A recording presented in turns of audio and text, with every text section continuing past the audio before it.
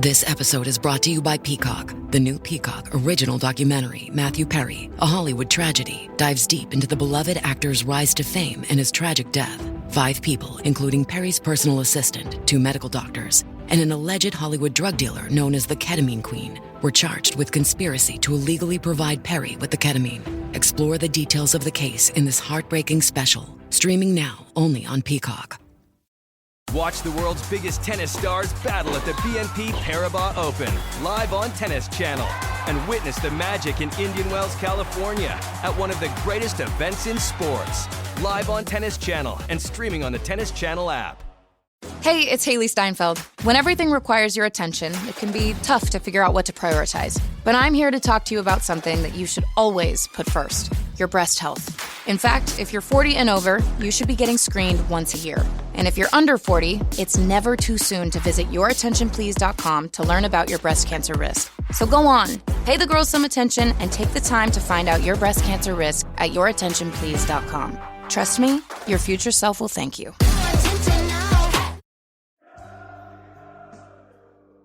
Achtung Millwall podcast supports the Lions Food Hub, dear listeners, and you can do too by getting yourself an Achtung Millwall t-shirt from noonelikes.co.uk, also known as Nolu Clothing.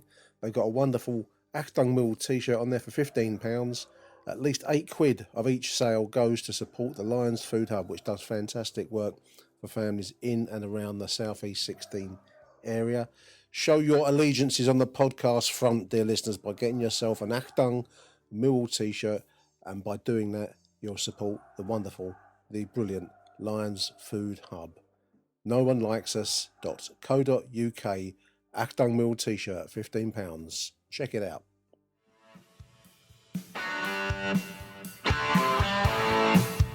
You're listening to Achtung Millwall, broadcasting from the beautiful South Birmingham. Accept no substitute.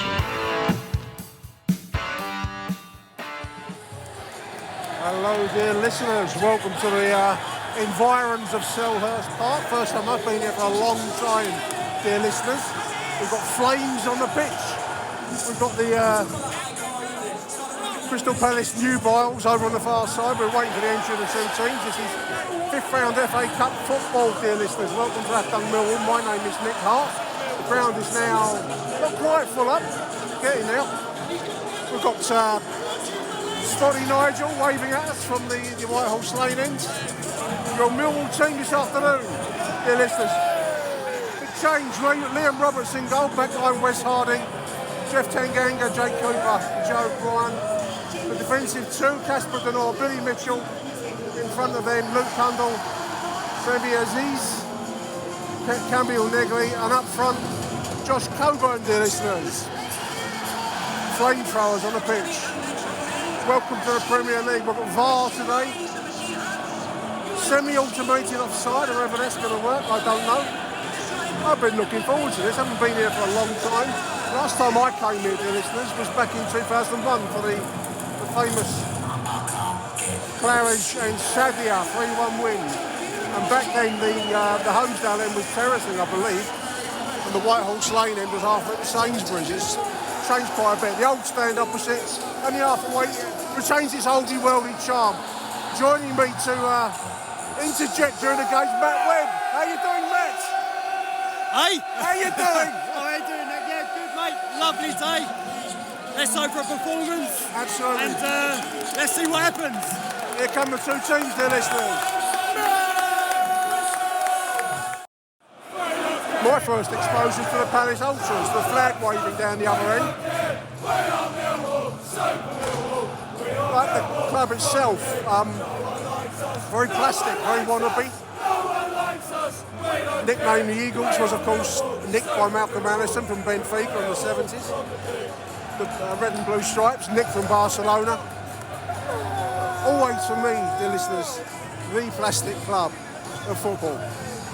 And they've continued that tradition with this Italian tifo business going on at the home zone. Lots of flags being waved around down there.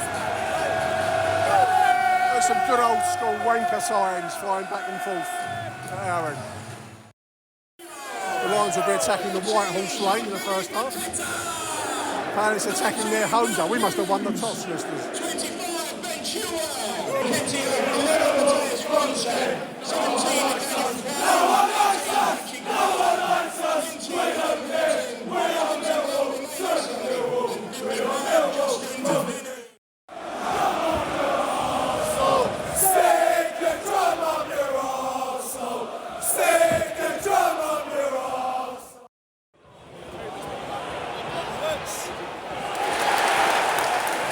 All in play. Roberts came out, that's headed away as the Palace player put that back in. Roberts came flying out there, took his man. Palace player on the floor, looked like he caught him. Well, if you're going to do it, mate, hurt him. Hey, listen, if you're a goalkeeper, you've got to be 100% committed to come out. He was. And if you're going to take a player, so be it. That's football. Take it. Free kick for Palace, though. Dangerous situation. There's a bit of a tension going on out there. VAR check. VAR check. For a red. This is our first exposure to VAR. Not a good one, listeners. The referee's going over to the screen. This ain't a good start. 6 minutes in. After review, the decision is red card for serious. Oh, red card for Liam Roberts. Oh, there we are, listeners. Fuck VAR. Candle's gone out, dear listeners. Jensen's come in. There's still a load of attention going on for the injured Crystal Palace player out there. Oh, he's head high. Head high. A debatable red. That's a his head off. Just watching the replay, listeners, blimey, that was... There, come again. Do you reckon that's an appeal? It's a man's game. Free kick, 10 to take. Straight it's outside the D, it looks like from my angle, listeners. Centre place, into the wall. We're actually on 16 minutes, but there'll be extensive time added at the end of this half.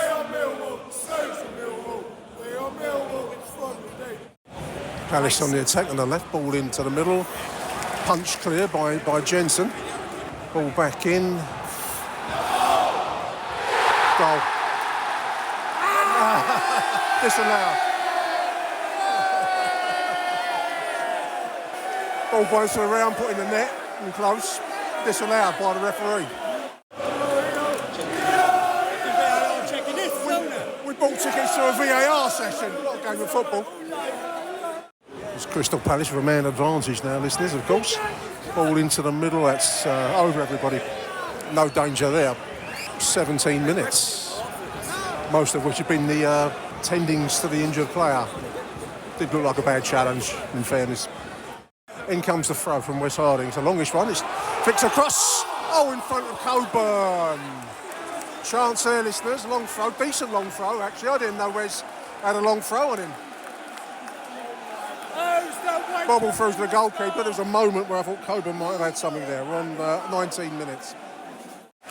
20 minutes gone. Certainly been a dramatic start to proceedings, dear listeners.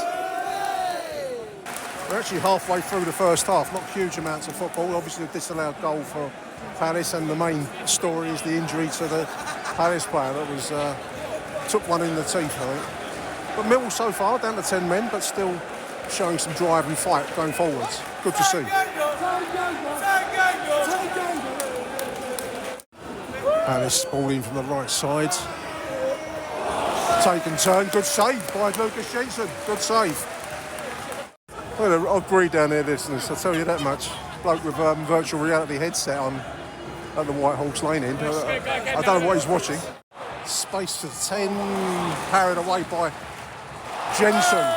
Ball bounced around the Millwall end. That should be bouncing around in there. Millwall living on their nerves down there at the moment, listeners. Wow. Millwall riding their luck there. One interesting thing from the angle where we're standing is actually a gateway you can see out into Holmesdale Road, Clifton Road I think it's called, Holmesdale Road. You can see outside into the street. There's people hanging about in the street outside the ground just to try and, well, I can't see anything. You might be able to see me with a telescope, but they're just hanging about outside. I find that quite weird, listeners. amongst many weird things we've seen here today. Negley hobbling off now, listeners, not getting over bad to worse.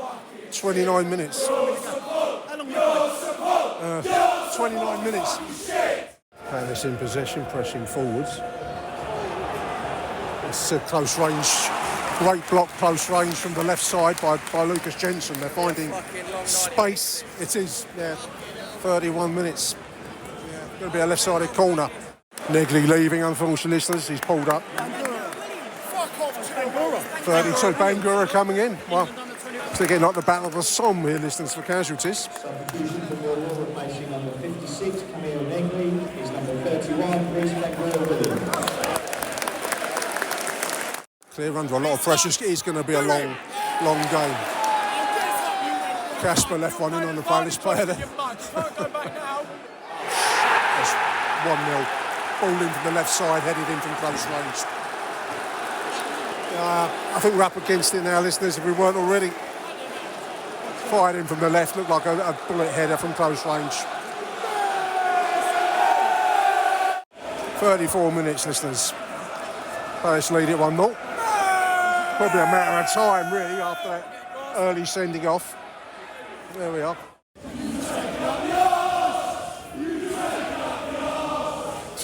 Worldwide audience for that one, listeners. Long ball forwards. Flicked on, hit the crossbar there, listeners. I didn't see who got the final touch on that. So you talk about Ivanovic with no muscle up top. I don't think Coburn's got much at all. He's up against it there, though, Matt. That 5 is a big boy. Is he good? Yeah. Palace in possession, ball forwards. How's he in between? Bouncing around in the box. Paul put in the net there, but looks like it was an offside call, isn't it? 40 minutes. We're looking vulnerable every time the ball gets lofted into the middle. VAR. No, this is going to... Been given. 2-0. Ball in from the right side. That's a deep one. Taken off the... They're fast, yeah. Taken away from Lucas Jensen the last there, but they do look very, very dangerous when they come forwards, listeners. And we are struggling both defensively and going forwards. So all departments, I think, at the moment. Another chance here. Ball bouncing around our penalty area like a pinball machine, listeners. Comes towards 45 minutes. God knows how much time's going to be added on with that injury. It's a great effect. This was indicated a minimum of 13 minutes of time added on.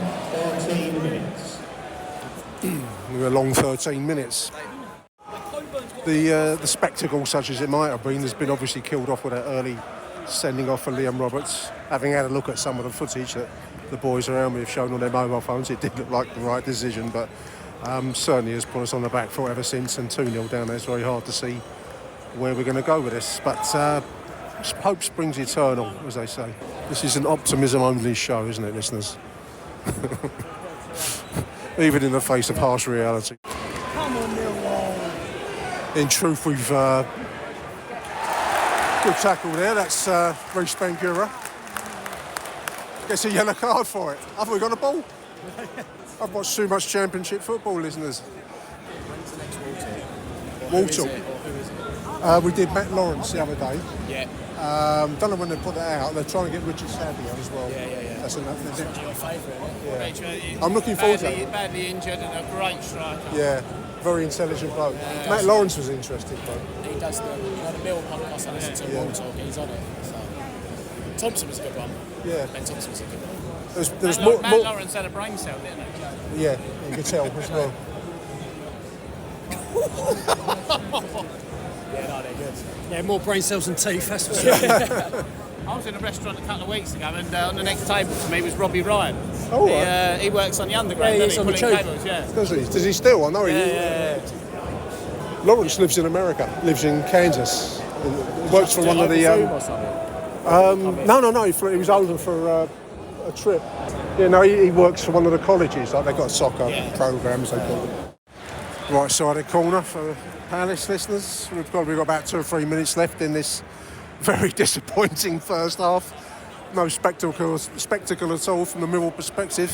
Obviously, as the boys have been saying around me, losing the goalkeeper so early has turned what was already a tough assignment into now a near impossible one. 2-0 down and a long second half looming.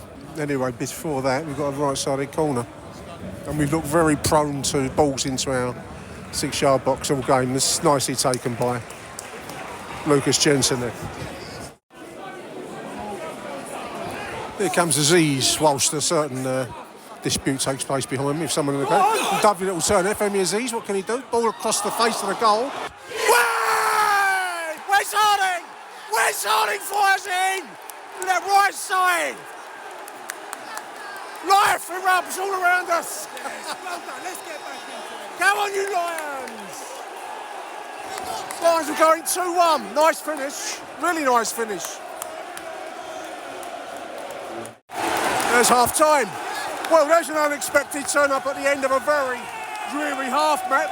Nice finish by Wes Harding there, mate. Yeah, it was amazing work by Aziz down the left-hand side, cut in, beat two players, put it into the danger area, keeper parried it out, and Wes Harding was the first to react, and great goal. More of that in the second half. We needed to go in at half-time and reset more than anything else. Yeah. We need to have a bit of a think. We've got 10 men. Yeah. Listen, if we're going to lose, let's go down fighting. That's all we're going to say. 100%. Achtung, Millwall. Two teams are out there, listeners, for the second half. Millwall will be attacking the Holmesdale Road end. Second half, Palace therefore will be attacking the White Horse. 2-1, thanks to that late goal from Wes Harding at the depth of the first half. A very difficult first half. Can we muster up anything to say? We're still up against it, 10 men against Palace. But as Ian Jury once said, the hope that springs eternal springs right up your backside. Come on, the Millwall! Away we go. We look like we're very much under the cosh from their forward play in that first half, dear listeners. The angle where I'm standing made it quite difficult to tell you an awful lot of detail about that, but we certainly could see the ball bouncing around like a ping pong ball in our penalty area. And as we've said many times on this show so far, losing our goalkeeper so early doesn't help matters, does it?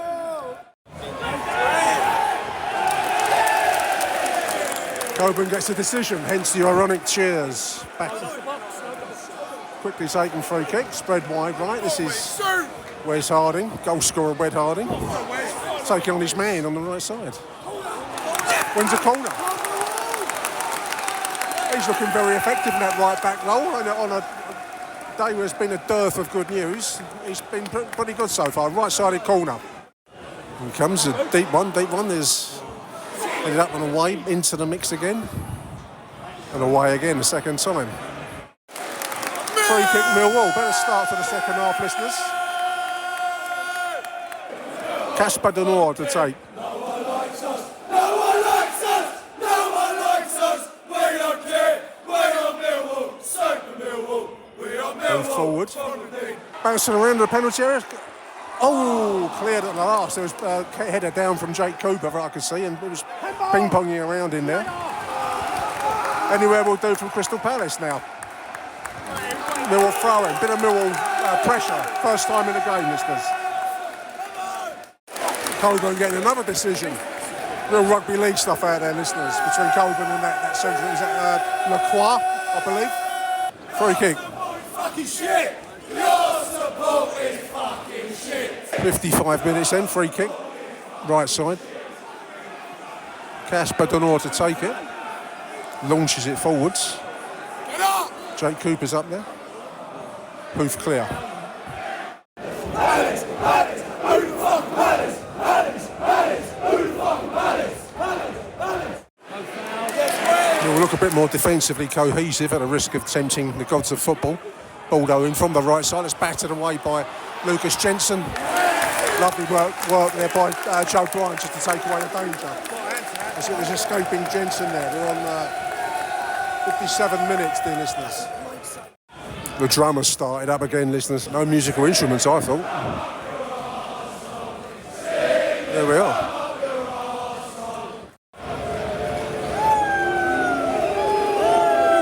Will Hughes comes over to take the corner. Greeted by the Millwall fans. Good afternoon, Will.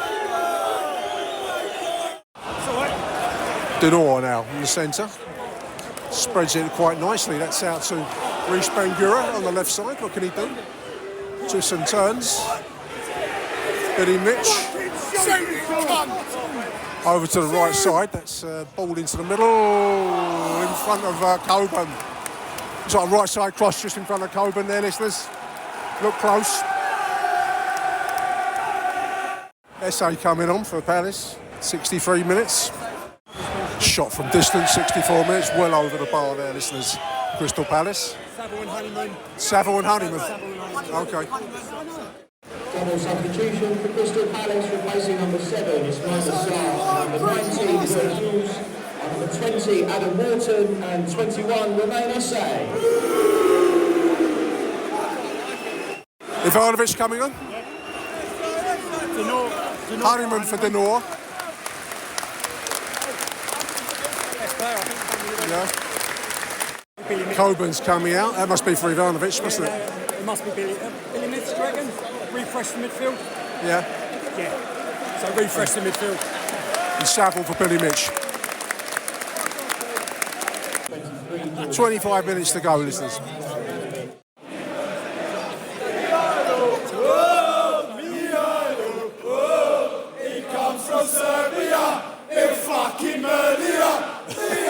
I haven't heard that one before. New lyrics, listeners, new lyrics. Aziz broke through there, forces a left-sided corner. Sorry, my view is progressively worsened, listeners. So don't come to this show for accurate reportage. In it comes, a deep one. Headed on target. Goalkeeper takes on the line. It was Jake Cooper, I believe. He's better than you. He's better than you. Michael Williams. He's better than you. Body check there from Jake Cooper. Yellow card for him. Would have been great in the ice hockey. Did take out a break forward from Crystal Palace though. We're on 15 minutes to go, listeners. It's been a much better second half from Millwall's perspective. We've probably gone more direct than we were for the bulk of that first half. 15 to go though. 2-1. Game is open. Palace haven't looked nearly as threatening in the second half as they did in the first, at the risk of tempting Lady Fate, who is a cruel mistress. All ball mill break forwards. I can't see much of anything going on there, listeners. Free kick given. Noise from the Surrey boys, no noise. From the Surrey boys, no noise. From the Surrey boys. What are we on? 10 minutes, 11 minutes to go. Bouncing around, that's looped over the top of Jensen. 3-1. Probably it, ladies and gentlemen, isn't it? Let's be honest. It's been a tough afternoon. Mill have shown good spirit in the second half, but I think that goal finishes it.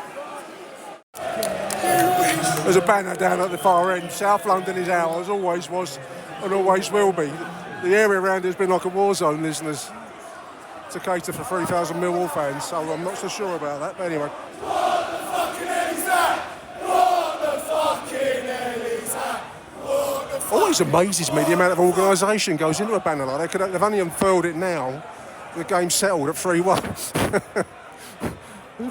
3 separate banners. Blimey. You'd never get that done down Millwall.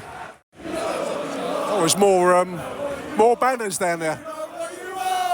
Hard to see what those ones say. You know what you are. I think the art classes in the local secondary schools Yeah, creative painting. What's that say? I don't know what it says. You've got to laugh at them. I've always had a disdain for Crystal Palace, listeners. I've said this before. Not so much for West Ham. I can't help. I know it's probably heresy for some ball break here. West Ham fans very similar to us. A shot from distance from Romain on straight into the arms of Lucas Jensen there. But Crystal Palace, they've got... Hello, what's this? Fucking Nazis? Fuck Nazis? Who's... FCKNZ. Fuck Nazis. Well, that's my reg plate. Is that you, mate, they're talking about? I can't see what the other ones say. And the SS. Weren't the SS in the Nazis? They got their 20th century history mixed up a touch. And there's a London Transport sign down there. a cartoon that's very, very hard to determine what that cartoon says, but I bet it was very, very funny. That was another one now. I was HF in very scary gothic font with eagle's wings.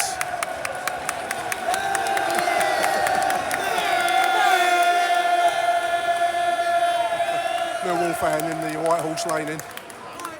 Story of the game turns on the sending off after 5 minutes for what did look like a very bad assault on their player, in truth.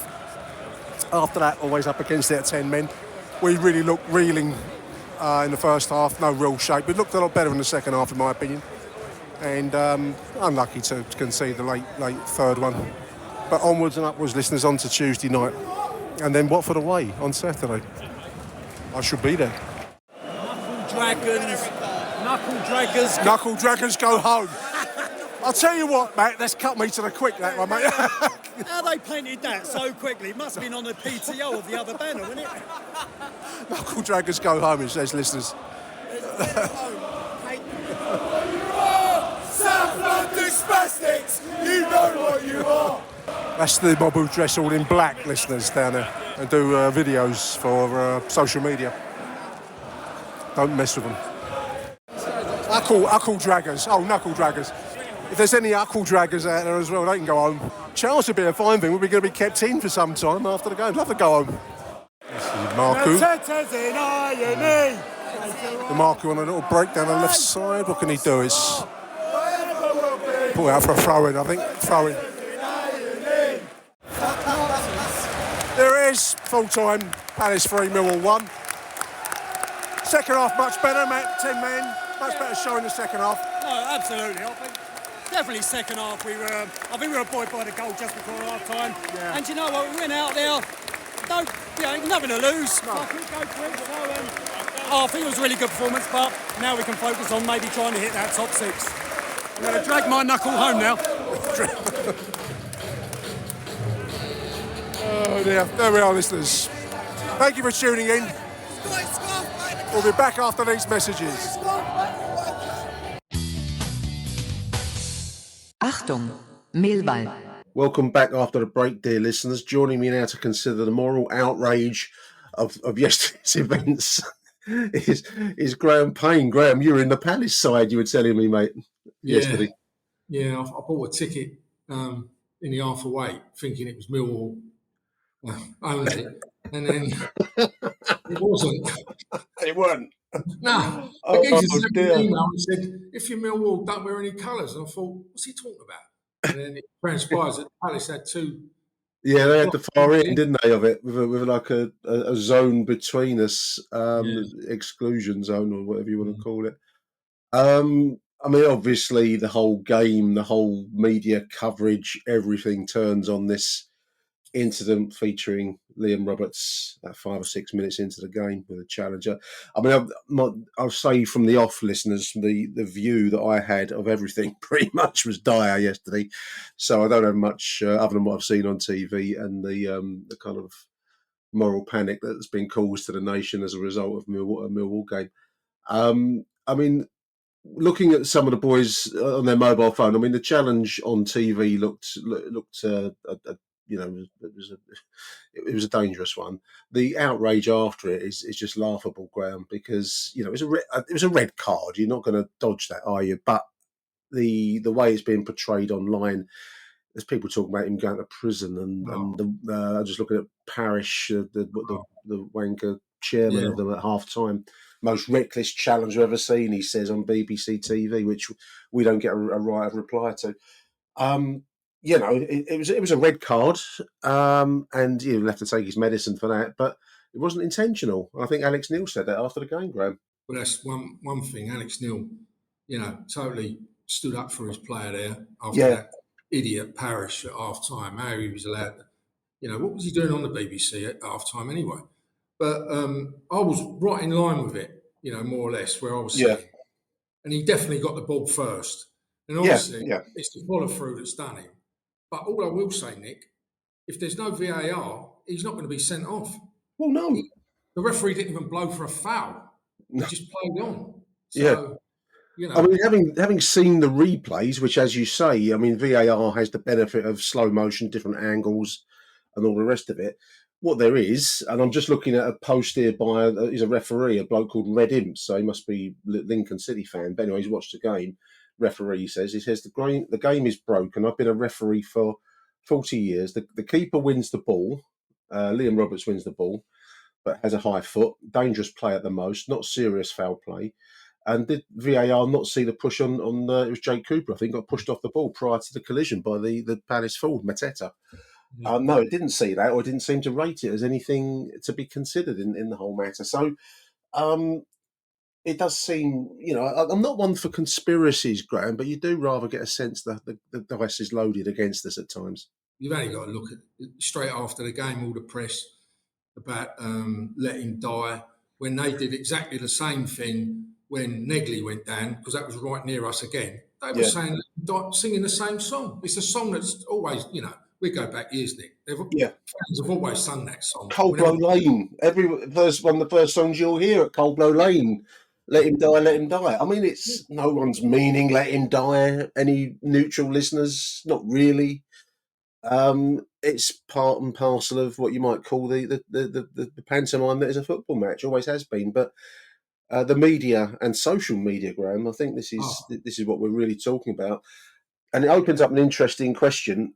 I think it was Mill Halfway Line said that, if this is what the Premier League feels like, I have no interest. I must admit, I'm the same. I don't know about you. You're a similar vintage to me, but I don't know what listeners think. But if this is this kind of global sense that you're playing to some kind of plasticized audience that never set foot in a football stadium in this country, then I don't know if I'm interested, really. It puts you in a very strange moral quandary, because it was a bad challenge. He's got a red card, and he didn't mean to hurt the boy. Like clearly, he's caught it badly on the face. I mean, that's unfortunate, you might say, but the amount of outrage is absolutely disproportionate to what's happened now. I'm totally with that halfway line. If that's the Premier League, it's a no for me. The sanitisation and, the outrage and, can you imagine what it'd be like if Millwall got in the Premier League? It'd be just, yesterday would be every game, wouldn't it? Every single game would feature. I don't know what FA charges will come out of yesterday. It's just laughable. I mean, even the polls for the VAR, Graham. I mean, everyone listening to this show probably been brought up on the game continuing on the referee's decision. I understand the kind of the desire to get decisions right. I kind of understand that, but it does take away a lot of the very thing that football should be about, which is a spontaneity. But most of the first half was spent waiting for VAR decisions yesterday. It's like going to work and all you're doing is hanging around on a Zoom call, waiting for the person that matters to turn up and to make a decision. Yeah. This is not what I would want to pay for. It will put me in a quandary. I'm sure if we got into the Premier League, I'd go, but I'm not sure I'm going to enjoy much of it, listeners. It's quite a destructive thing, Graham, isn't it? It is very destructive. And, as I said, if there was no VAR, he's not even going to he wouldn't get sent off. And no. As soon as he goes to the screen, he's going to get sent off. Yeah. But, let's face it, it ruined the game, didn't it, for us? Oh, destroyed it as any kind of spectacle. I mean, just to go back to the game, obviously once the players left and we're down to 10 men, Jensen's come in. And I think for a spell, we were a little bit bewildered by how to play the situation. And Palace, in fairness to them, exploited the confusion, because they were putting some really dangerous crosses into our 6-yard box, and we were really under the cosh. A few chances. I think it was disallowed goal from memory. Fired in from close. And then in the end, I've got no view of the games in real time, listeners. I've had a quick look at the BBC's highlights package this morning to get a sense. I didn't realise at the time that it was an own goal came off of Tanganga for the opening one. That was really the crucial moment, really, because after that, the mountain became Mount Everest after that for us, didn't it, Graham? Uphill all the way. But they did turn on the pressure. They did that well, I thought, for that first half anyway. The second goal was that was another VAR, wasn't it? The offside that wasn't offside, which wasn't offside, but our experience of VAR has been a poor one. It was poor old Tanganga again. Deflected off of him straight to the guy, and put him onside rather than he's put it in the net. So 2-0, and we are really in trouble. But we did create some chances. There was one, I think it was a throw in from a long throw actually from Wes Harding, which I didn't know he had a decent-ish long throw, which I think went through the mix, and Coburn could have got a touch on it, didn't, and that was in the first half. And then of course that late strike by Wes Harding to put us back into a game where it was a really well-timed goal because it really gave us a sense of hope for the second half. And it took a bit of a deflection I see today on the replay, which again I hadn't appreciated in real time, for 2-1 at half time. And we came out of the second half going well. One thing I wanted to mention, Graham, was I really like Alex Neil's ability to to improvise. He got the team coming out. They've got past that difficult phase in the first half, and we came out and took the game to them a bit in the second half. And I like that. It's something we've not seen for a long while from a Millwall manager, that ability to think on his feet, improvise something. Yeah, I mean, I honestly thought, that for that half an hour or how long it was, I thought we were going to get an equaliser. I was that certain, Yeah. I like the way Coburn in the second half was getting the free kicks. He was holding the ball up well. I thought he took Coburn off just a little bit early. Okay. He was getting a lot of free kicks, and I thought, well, the best way we were going to score is going to be a dead ball. Yeah. Dead ball. And there was that one chance that he didn't get there when Wes Harding put a lovely ball in, and Coburn stretched but didn't quite get there. And that was. I did think we were going to get an equaliser. I just had that feeling we are going to get one, and then obviously, unfortunately, they got the third, and that was it, wasn't it? Looping header over the top of I think it's just over the reach of Lucas Jensen. Wasn't much I don't think he could have done about it. It was one of those flighted balls that you weren't going to get close to, and that was that. Overall, I think I've got to say that clearly the whole game turned on the sending off. So we've said that, and that's been flogged to death on the media. It wasn't a bad performance overall, given the circumstances by the Lions. I thought, Graham. I don't think anyone fell short yesterday. Everyone gave 100%, and 10 men for 85 minutes against the Premier League side. It's always going to be tough. Definitely, and I think I'd just like to make a special mention of him, Wes Harding. I mean, he's played 2 games all season, Leeds away and this one, and he's done well. And if I had to pick a man of the match, I'd probably go for him. But I don't see why. I know. I would be quite pleased if he started Tuesday night at right back. Really? Yeah, no, I was impressed with him, and when he scored the goal, it clearly meant something. He came running in front of us in the Millwall section. You could see it mattered to him, and he's a bloke that's been treated. He's been put out in the cold. He's been playing with the reserves, the under-21s, just to keep him playing. I don't understand. Generally, having watched him now last few times that we've seen him, he's got a decent long throw. He was, covering that right back position very, very well yesterday. I don't see why he's been ostracised like he has been by Neil Harris. Let's get it right, because he just wasn't played. Whether it's this thing that if he wasn't a Harris choice, he wasn't going to play. And there's been other players. I mean, Ivanovic had a taste of that a little bit as well, didn't he, when he came to us?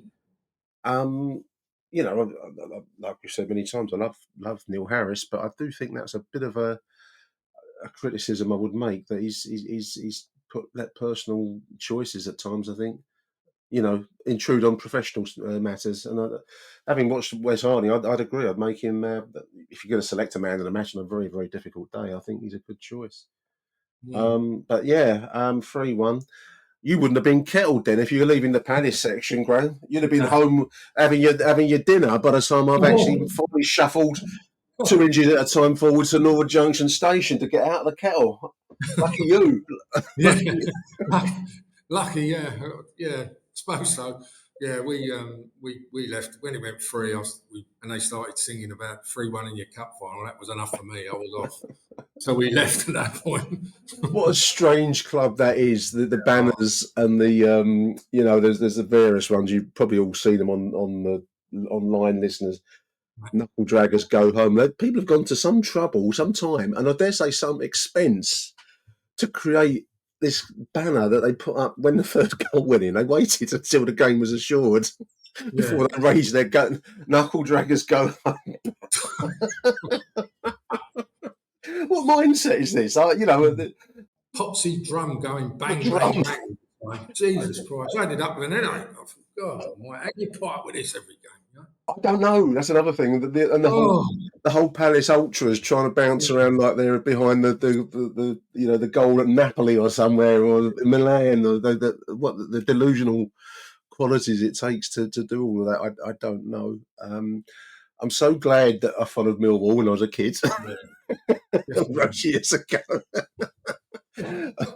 I wasn't enticed with all the other kids at school to follow Crystal Palace. Oh dear, that's a great life choice.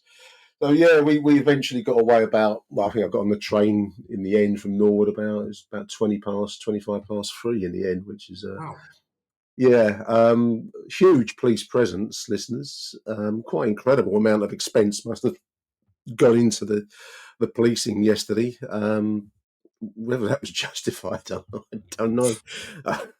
It felt like one of the most, it felt grim standing around in the street waiting for the police to announce the shuffle. But anyway, there it is, 3-1. That's the end of our cup run. On to Tuesday night, Graham. I'm just wondering whether the 85 minutes with 10 men might have taken a bit out of our side. I wonder what we might see like a reshuffle Tuesday night against Bristol, which is actually a big game for us if we're going to maintain any kind of playoff surge. Well, I think Negri a bit out. He was on crutches. Yeah, he took a knock, didn't he? Yeah. So I suppose you got Connolly, maybe even a Marku, and yeah.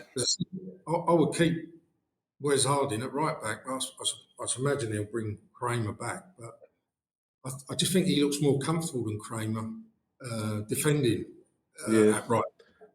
I suppose Roberts is out.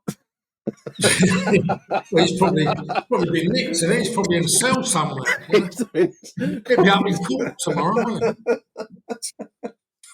Some of the social media is actually quite funny, really. But that's the kind of false hysteria that gets generated out of listeners. But one bloke was calling for an attempted murder charge.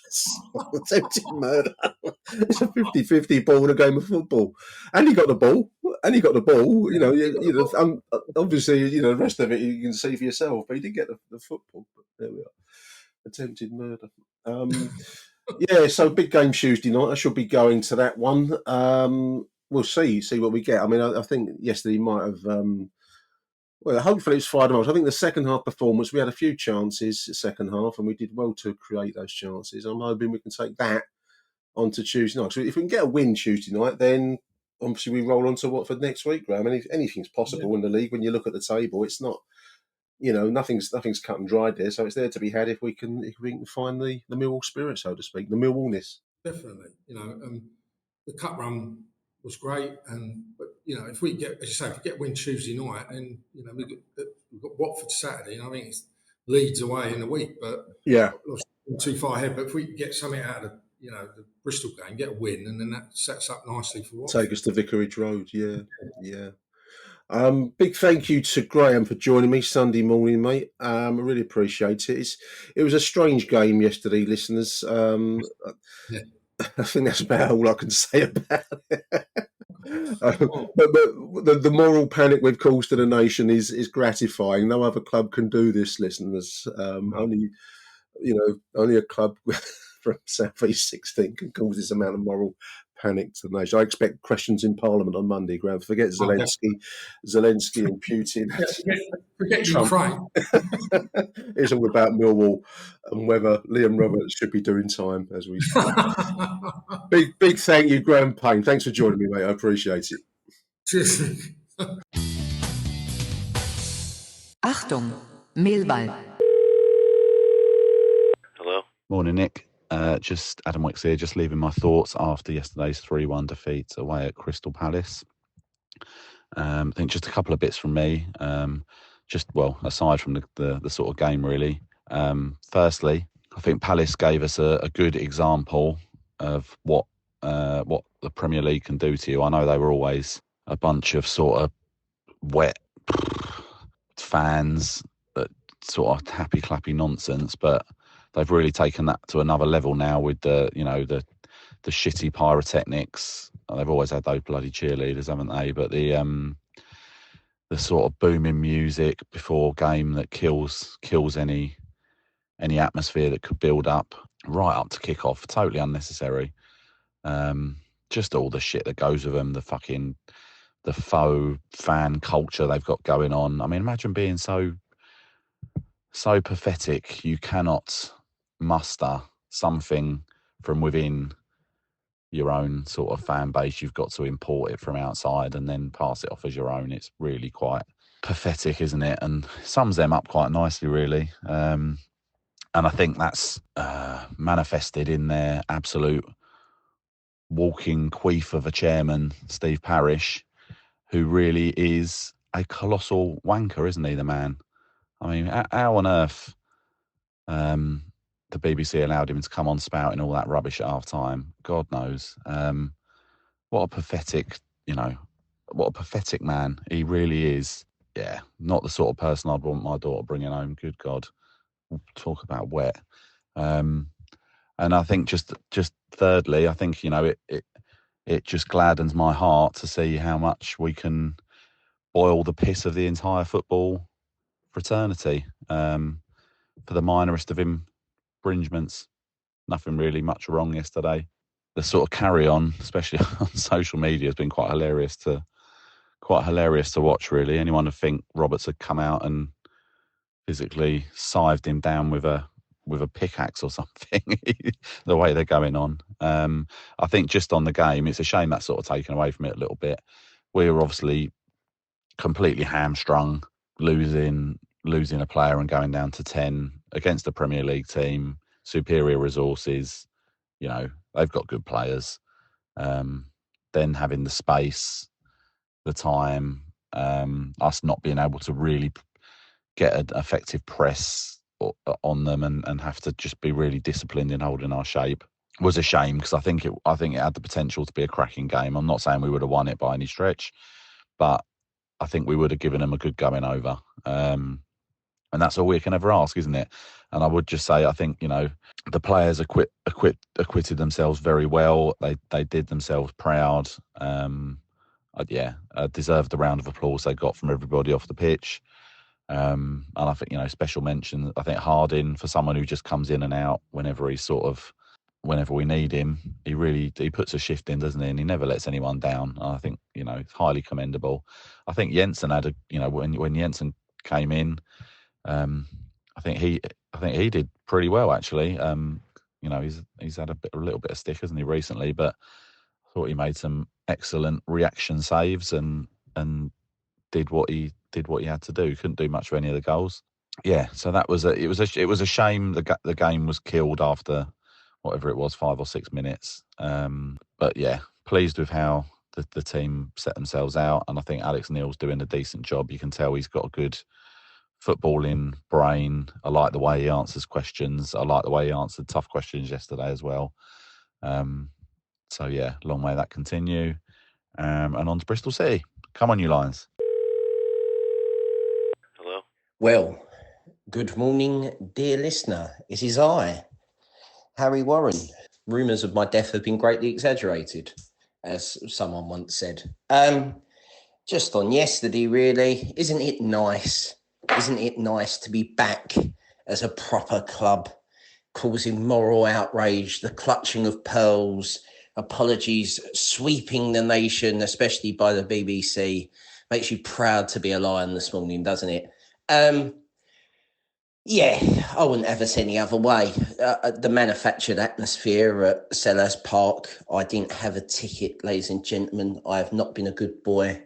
My loyalty has not been enough, according to the club, despite having a season ticket since I was 7. And yes, you may argue that the loyalty programme will always be fatally flawed. But for me, it highlights yesterday why the loyalty programme doesn't make any sense to me. But that's by the by. We can discuss that in future shows if I'm ever invited back on. yeah, it was a non-event yesterday in terms of a football match. Is it a red card? Yeah, by the letter of the law it is. Does he mean to do it? No. Is it funnier because of the moral outrage it's caused? Of course it is. Are we the pantomime villain once again? Yes.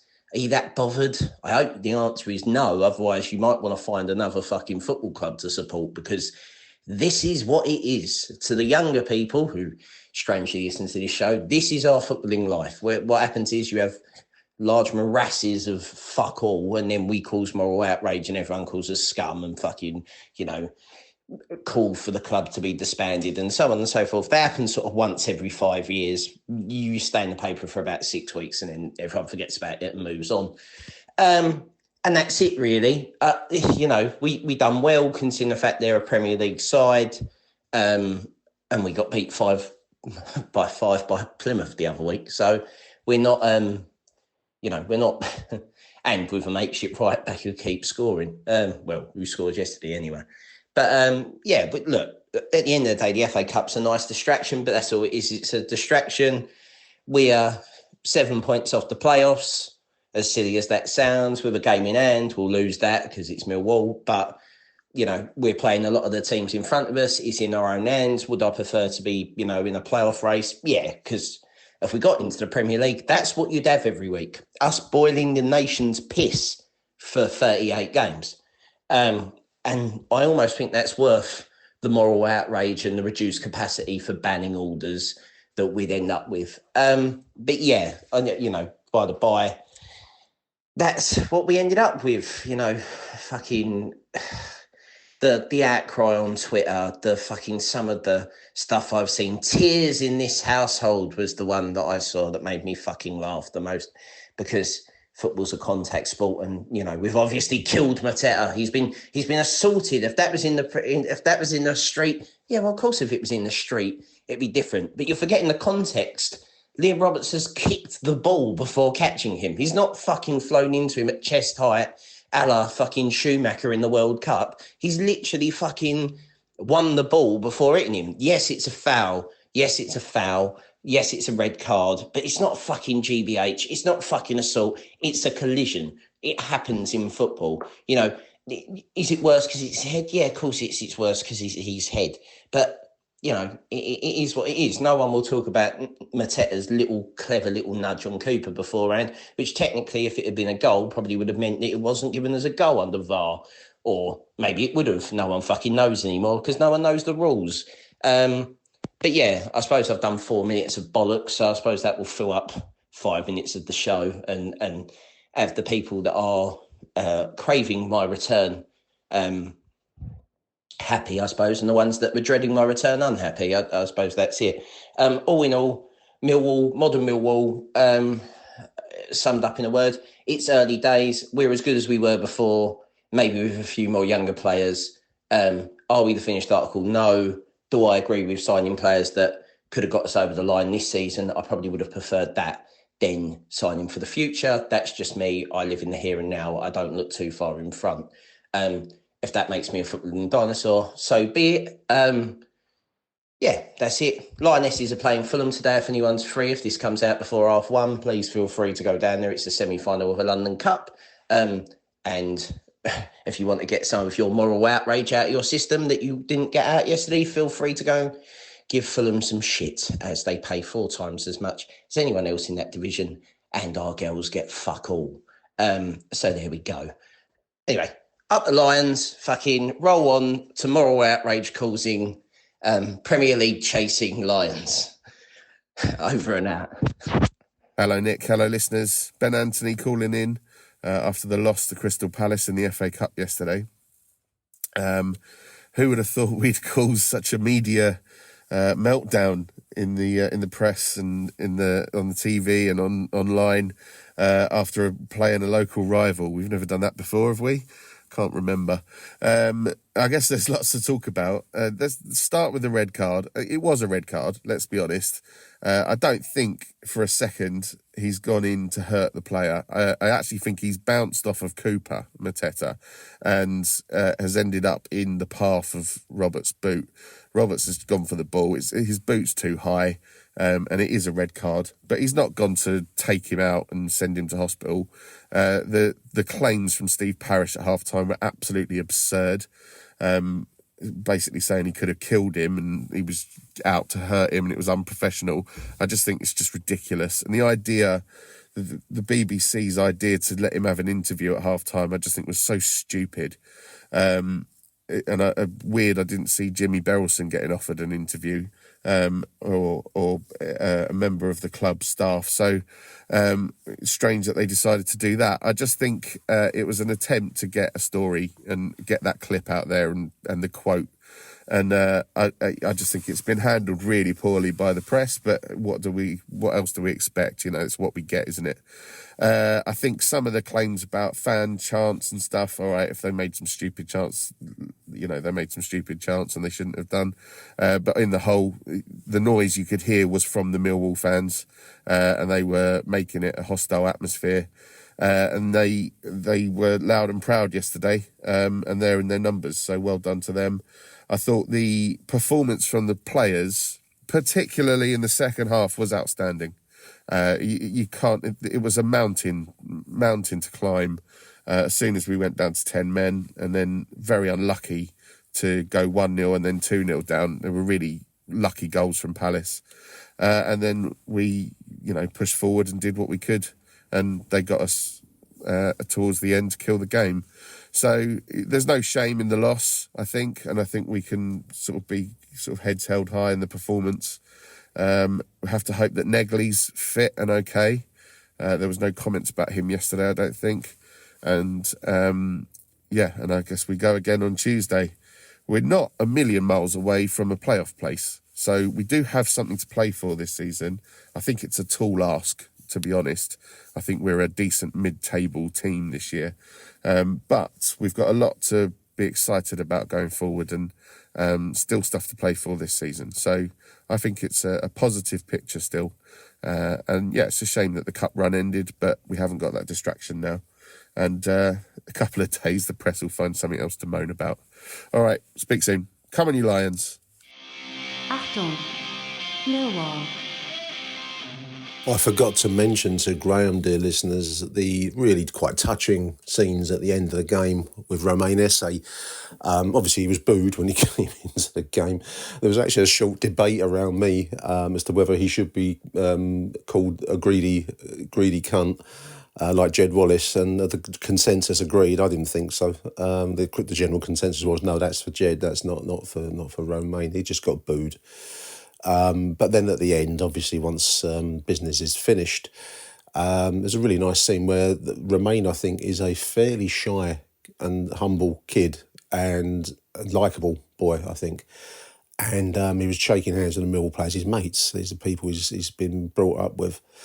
And Joe Bryan put his arm around him, took him over to the Millwall support. And he started clapping us, and the applause was returned, and that went the song Romain Esse, He's One of Our Own. And it was really nice. I don't get too sentimental over football because, it's in the end, it's a business, and a fairly hard-nosed one at that. But that was touching. And there was clearly a real affection in both directions. It made me laugh because after the game, Crystal Palace made him read out a kind of a hostage video claiming that South London was theirs or something. I haven't watched it, but it was apparently it's akin to a kind of a hostage video sent from if you're in the grip of Hezbollah or somebody, So clearly it's touched a nerve in SE25. But big shout out to Romain. That was a nice scene at the end of the game yesterday. Difficult afternoon, of course, for all concerned. And just a nice touching reminder there are some things in football that are bigger than the hard-nosed side of the game. So well done, Romain Esse. Well done, Joe Bryan, for taking matters into his own hands there. And well done, the Mill support, for putting up a good round of applause and singing the Romain song. So well done, everyone. There we are, dear listeners. That's the first edition of Achtung Mill for the weekend. I will be coming back to speak with Merv Payne tomorrow and with voicemails. So do tune in for that on Monday. But until then, from me, Nick Hart, it's Arrivederci Millwall. On to Bristol on Tuesday. Bye for now.